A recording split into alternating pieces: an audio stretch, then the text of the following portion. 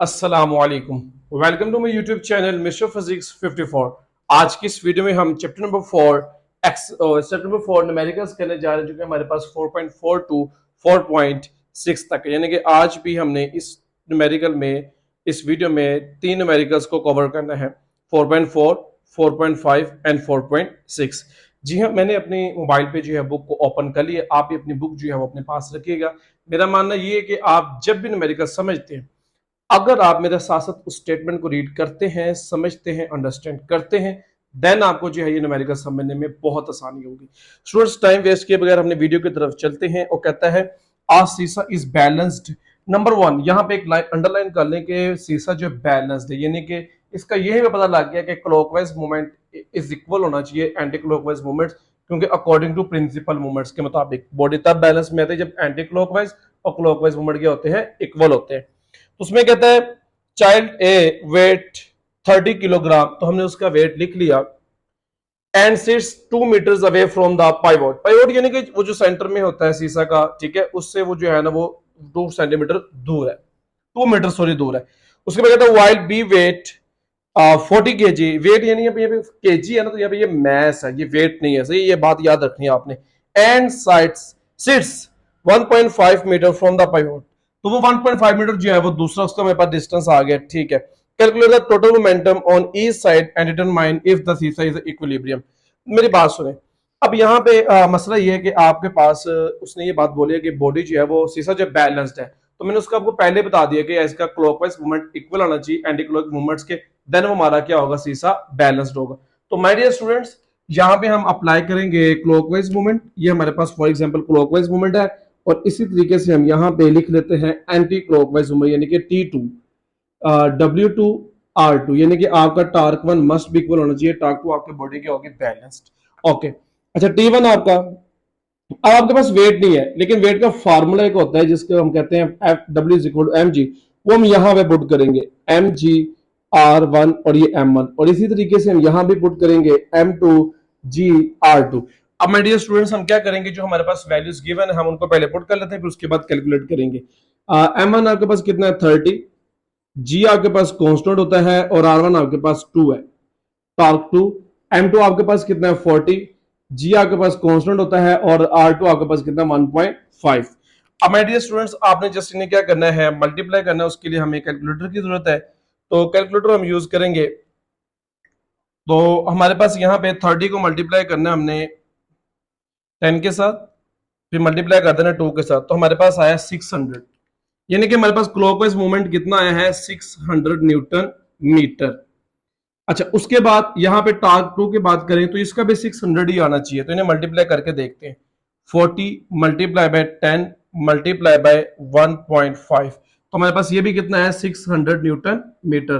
तो my dear students, ये था आज का हमारा 4.4 न्यूमेरिकल, जिसमें हमने दोनों को प्रूव कर दिया कि clockwise movement anti clockwise movements के इक्वल है, इसलिए बॉडी बैलेंस्ड है। Is that clear? लेकिन बुक में यहाँ पे होगा 60 न्यूटन मीटर। वो बेसिकली ना डायरेक्ट यूज करके ना, यानी कि वो उसने इसको इसी में पुट किया, यानी कि वेट को इसे वेट कह दिया होगा, तो R1 यानी कि उसने 2 मीटर पुट किया, तो वेट का यूनिट तो न्यूटन। अगर न्यूटन तो मैं यहाँ पे W लिखता, तो ये किलोग्राम है, तो मैंने उसी के अकॉर्डिंगली जो है अपना न्यूमेरिकल सॉल्व किया, ठीक है, मैथ्स के अकॉर्डिंग, नॉट अ वेट, ठीक है ना। अच्छा, उसके बाद हम आगे मूव करेंगे न्यूमेरिकल 4.5 की तरफ। उसकी जो है हम स्टेटमेंट ओपन करते हैं।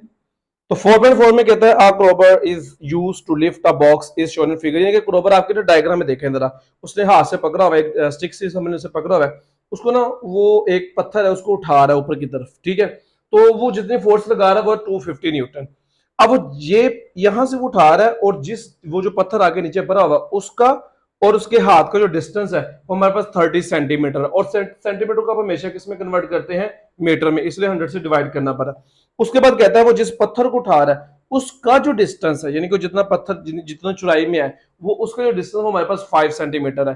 तो 5 सेंटीमीटर है, मीटर में कन्वर्ट करेंगे, 100 से डिवाइड किया तो 0.05 मीटर हमारे पास आ गया। तो हमारे पास ये फोर्स है, ये R1 और R2, और वो कहता है कि उस पत्थर का जो वेट है आपने मुझे वो फाइंड करना है। हम दूसरी बात में उसे कह सकते हैं कि हमने दूसरी जो है वो F2 फाइंड करना है, जो कि फोर्स और वेट हमारे दोनों एक के टर्म होती है, ठीक है। फोर्स वो उसके यूनिट भी न्यूटन है, और वेट की यूनिट भी क्या होता है, न्यूटन, यानी कि वेट भी एक फोर्स की शक्ल है।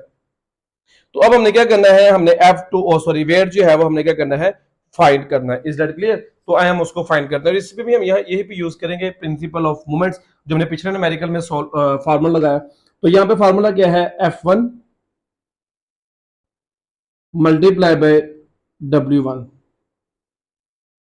सॉरी यहाँ पे टॉर्क का फार्मूला आएगा, एफ नहीं अब हम लिखेंगे क्योंकि एफ की जगह हम क्या लगाएंगे, weight, W1 multiply by R1, W2 multiply by R2।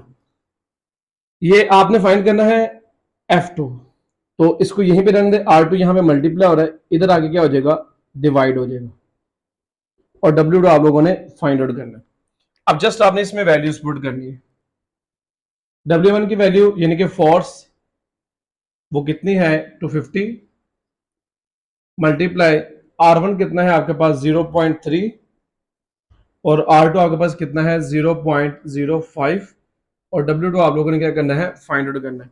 तो इसके लिए आप क्या करेंगे, इसके लिए आप सबसे पहले कैलकुलेटर को पकड़ें, 250 को मल्टीप्लाई करते हैं आप 0.3 के साथ, तो आपके पास आंसर है 75 ओवर 0.05 W2। तो 75 को आप क्या करें, डिवाइड करें 0.05 के साथ, 75 डिवाइडेड बाय 0.05, तो आपके पास आंसर आया 1500 और 7 मिनट क्या आएगा, न्यूटन। Is that clear? तो ये थे हमारा न्यूमेरिकल 4.5। अब हम करेंगे 4.6 न्यूमेरिकल, जो कि आज की वीडियो का हमारा लास्ट न्यूमेरिकल है, और उसमें वो कहता है कि आपके पास 30 सेंटीमीटर लॉन्ग स्पैनर है, स्पैनर जिसे रेंच वगैरह चाबी वगैरह कहते हैं, is use to open the nut of car, car का नट ओपन करना है। इफ द टॉर्क, यानी कि जो टॉर्क उसने दे दिया वो हमारे पास कितना है 150 न्यूटन मीटर, हमने वो लिख लिया। उसके बाद कहता है how much force should be applied, how much force should be applied. बड़ा सिंपल सी बात है, आपके पास एक स्पैनर है, सही है, ये आपके पास जो है ना एक क्या है, स्पैनर है, ठीक है, इसका जो डिस्टेंस है वो 30 सेंटीमीटर, यानी कि मोमेंट आर्म जो 30 सेंटीमीटर, और यहां से आप जो फोर्स लगा रहे हैं वो कितनी लगा रहे हैं 150 न्यूटन, सॉरी ये हमें फाइंड करनी है। इसका टॉर्क दिया हुआ हमने, उसने हमें क्या दिया हुआ, इसका टॉर्क दिया होगा, तो हमने उसका टॉर्क यानी कि गिवन है, और हमने फोर्स लगाने की कितनी फोर्स उस नट को ओपन किया गया, सही है। तो ये सेंटीमीटर में था, उसको हमने किस में किया, मीटर में। तो टॉर्क का फॉर्मूला क्या होता है, T is equal to F cross R। तो मेरा बेटा फोर्स आपने क्या करनी है, फाइंड आउट करनी है। टॉर्क आपके पास 150 न्यूटन है, और आर बेटा आपके पास 0.3 है। आपने सिंपल क्या करना है, 0.3 को इस तरफ ला के डिवाइड कर देना है 150 के साथ, 150 डिवाइडेड बाय 0.3, और आपके पास फोर्स का आंसर आ जाएगा, वो आपने यहां पे राइट डाउन कर देना है। उसके लिए हम इसे कैलकुलेट करेंगे, तो 150 डिवाइडेड बाय 0.3, तो आपके पास मेरा बेटा आंसर आया 500 न्यूटन। तो माय डियर स्टूडेंट्स, ये थी आज की हमारी वीडियो जिसमें 4.4, 4.5 एंड 4.6 न्यूमेरिकल किया। मिलते हैं हमने नेक्स्ट वीडियो में, रखिएगा अपना ख्याल, अल्लाह हाफिज।